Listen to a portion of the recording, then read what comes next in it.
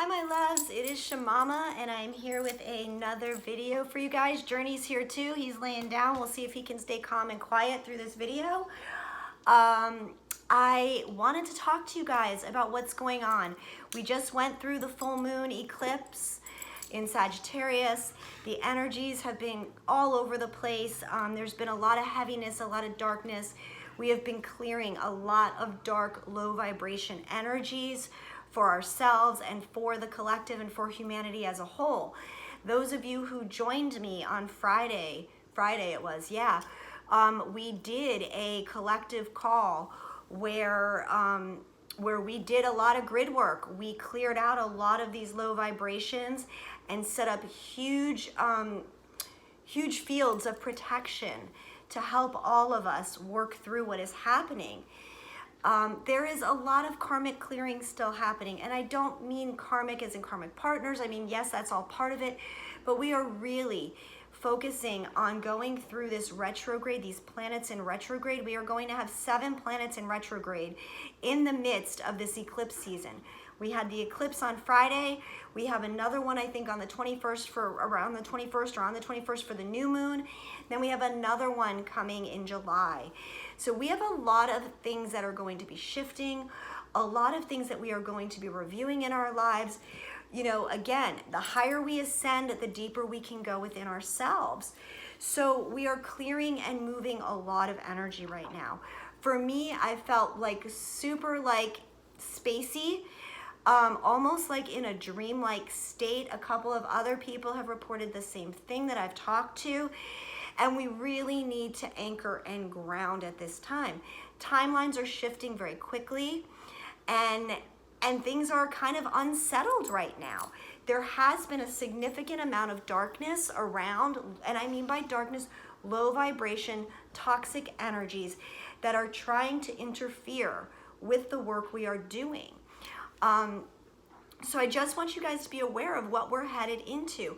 We need to use this time, these retrograde planets, these energies, to truly reflect, to come back to ourselves, to get into our heart centers, so we can continue to heal and move forward in our highest vibrations possible, shedding away the layers of crap, of programming, of conditioning that we have held on to for so long. Really finding our self-worth, our value, honoring ourselves and our self-care, speaking our truths, and taking off our masks. Really stepping into a place where we can say, this is who I am. And I'm okay with who I am. And I love who I am. And if you don't like who I am, that's okay too, because you don't have to.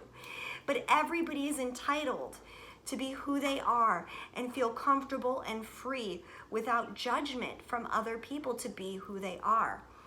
So with that, you know, all day today I've been kind of fighting doing a video, but Spirit said we need to talk about what it means to come into a place of unconditional love and acceptance. So, and I want to preface this by really saying, you guys, this is not just about your twin, okay? This is about all of our relationships. This is how we interact and react to the world around us. So unconditional love is love without conditions, without expectations, giving love just purely, solely for the joy it brings you. Loving someone, whether they reciprocate or not, that doesn't mean they have to be in your 3D world, in your life. You know, I love a lot of people. I have great love for who my mother and father are, but are they healthy to be in my world? You know, no, they're not right now. And I love them and accept them for where they're at. But I also do what's in my highest best interest to protect and live in my truth. So when we love people, our twins, so on and so forth, and they are on their journey, their path. Oh gosh, Journey, sit down. I didn't call you Journey. And they're doing things that you may not like or may not agree with, okay? You can still love them. Have great love for them in understanding that their journeys are their own. Their lessons are their own, as is all people. Sit down, you. As is all of us. Our process, we all came here to learn certain lessons, to fulfill certain soul contracts. And our process is our process. We can only do that in the way we choose to do it. Can you please sit, baby? We can only do that in our own way and in our own time. No one can force us into a place where we have to do something anymore, okay? You can't control another person's journey, and you don't have to agree with that person's process, but you do have to honor and accept it for what it is. You also can love it and respect it in the same way without having to have conditions or expectations on those people. Their journey is their own, and we need to allow people to find their way. And yes, we can offer when asked for guidance or help or advice or whatever. But the absolute best way to facilitate, to teach, to lead is to lead by example, is to live your life and be that light and show people what it means to live a life of unconditional love, compassion, understanding, and forgiveness. Not in a place of control where you're doing things for an expected outcome with an anticipated result. We have to stop doing that, you guys. We can't be powerful leaders and influencers when our objective is to try to make people be different than what they are. All we can do is lead people to feeling and being safe to express their truths, whatever their truths may be, and allow them to find themselves in that light, allowing them to find their way through their darkness, and only getting involved if we are asked to do so. This is really important, you guys. We cannot control anyone else's choices. We have to honor that everyone does what they are guided to do. And there are some people who are in lower vibrations. There are some people who are not ready to come to that place where they can feel safe in being truly and fully authentic and transparent. They are fearful of judgment. They want to make good impressions and be, successful in the traditional ways we have learned about success and what it means to be successful and valued and all of those things. But that's for people to see and to change as they see other people being that way. They model your behavior. They model what you put out there. And it is not our job. It is not our job to forcibly try to change someone else's path. It doesn't work. And it will be met time and time and time again with huge disappointment if you're doing that. So I want you guys, as you sit through your own processes, to really evaluate, how do you go about getting your messages across? How do you go about sending love to someone who maybe at the time isn't in the highest vibration or the best place for themselves? How can you support someone from a distance and still love them and still cherish them, but know that at this point in time, their path is not your path and yours is not theirs? These are all things we need to be evaluating as we're going through these retrograde periods.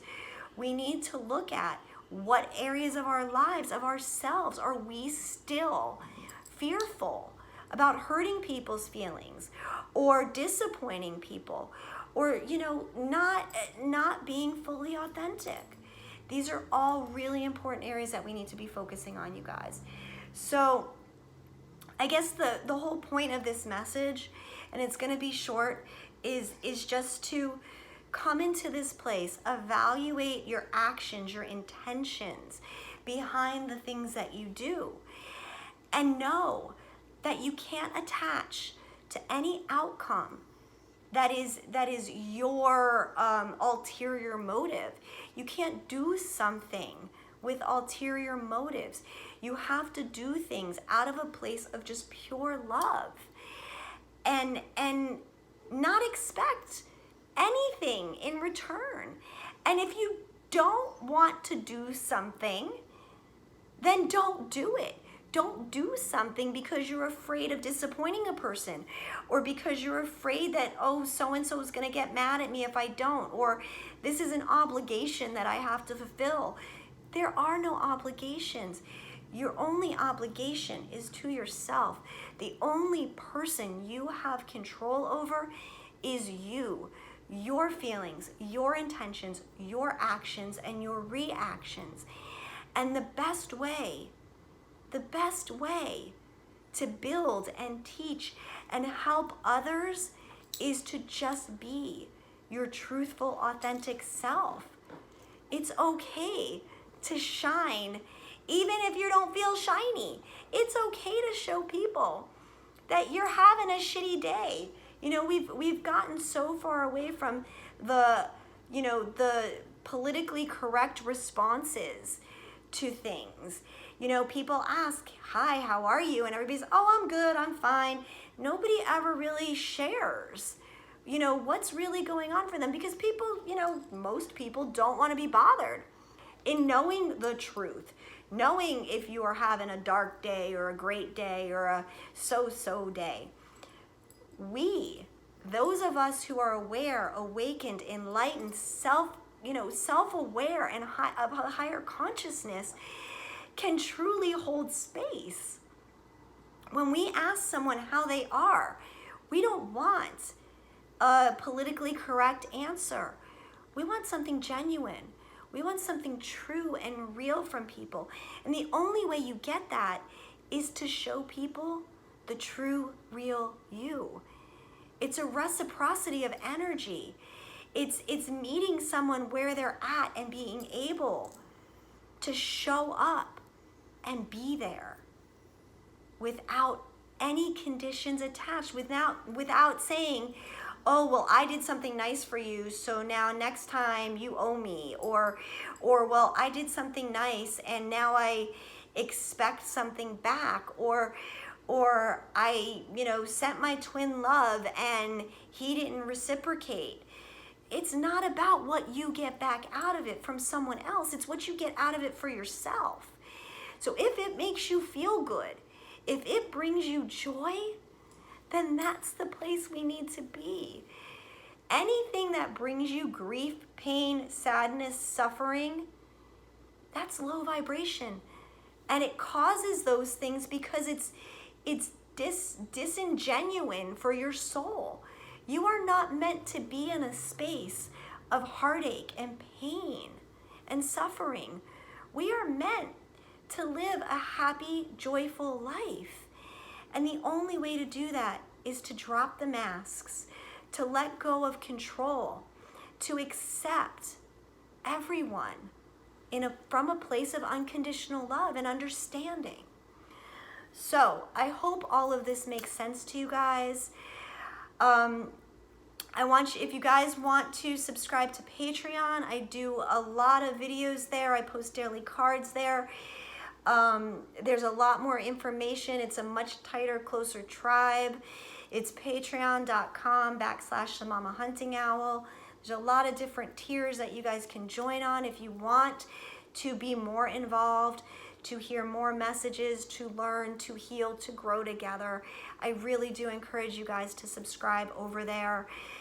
I also want to remind you guys, coming up during the summer solstice, then June 19th, or the solstice, it depends where you are in the world, June 19th, 20th, and 21st, There is what's called the Global High Vibe Summit of 2020.